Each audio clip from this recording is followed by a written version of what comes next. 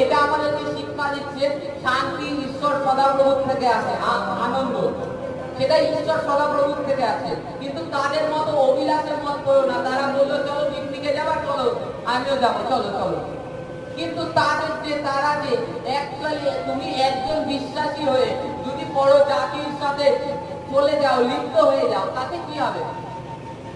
তুমি যে একজন বিশ্বাসী হয়ে যখন 5 জন অবিশ্বাসীর সাথে যাবে, তখন তোমাকে তারা ফোর্স করবে, রিকোয়েস্ট করবে যে একটু নাও, একটু নিলে কিছু হয় না, কোনো ব্যাপার নেই, এরকম।